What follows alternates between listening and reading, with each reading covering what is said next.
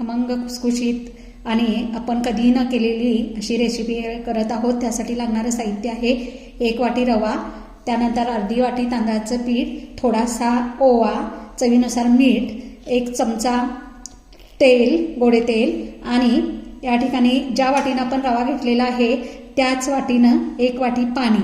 आपल्या रेसिपीला सुरुवात करत आहोत तर कढईमध्ये मी 1 वाटी पाणी घालत आहे। त्याच कढईमध्ये मी 1 छोटा चमचा तेल घेतलेला आहे ते घालत आहे।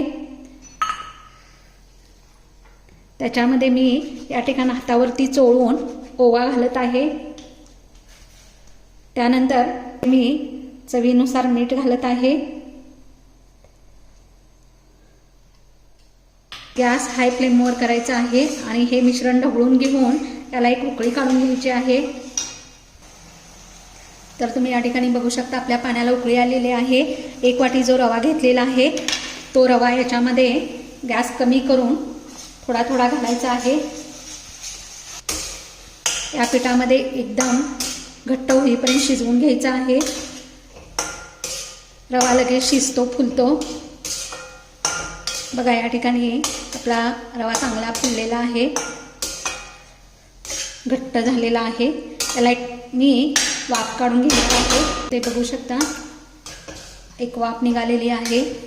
आता हा रवा मी एका भांड्यात काढून घेत आहे। इथे आपलं मिश्रण थंड झालेलं आहे, थोडंसं गरम आहे, कोमट आहे। त्यामध्ये आपण आता तांदळाचं पीठ घालणार आहे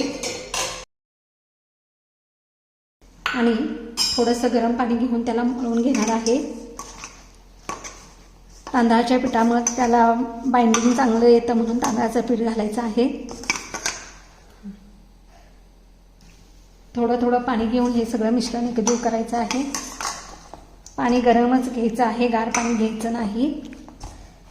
गॅसवर एक कढई गरम करण्यासाठी ठेवलेली आहे, त्यात तेल घालणार आहे।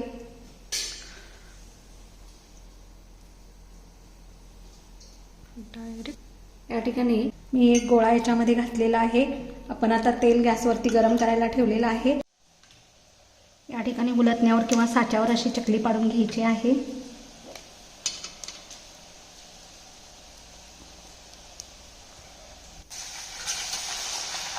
या ठिकाणी चकली तेलात टाकल्यानंतर गॅस मोठाच ठेवायचा आहे आणि मोठ्या गॅसवर भाजून घ्यायची आहे। थोडीशी भाजल्यानंतर गॅस पुन्हा बारीक करायचा, कारण काय होईल वरून भाजेल ना आतून कच्ची राहील। मीडियम गॅस ठेवायचा आहे। ते बघू शकता चकली आपली तळाला गेलेली आहे, म्हणजेच आपली चकली भाजलेली आहे। अशी एकदम मस्त अशी सोनेरी कलरवरती चकली भाजून घ्यायची आहे। 1 कप रव्यापासून मस्त अशी खमंग कुरकुरीत चकली करून आपली तयार झालेली आहे। तर या ठिकाणी बघू शकता आपली चकली किती कुरकुरीत आणि एकदम क्रिस्पी झालेली आहे। बघू शकता याचा आवाज कसा येतो आहे, एकदम कुरकुरीत आणि क्रिस्पी अशी झालेली आहे। तुम्ही ही अशी रेसिपी करून बघा। तुम्हाला ही माझी रेसिपी आवडली असेल तर माझ्या चॅनल लाईक, सबस्क्राईब, शेअर करायला विसरू नका।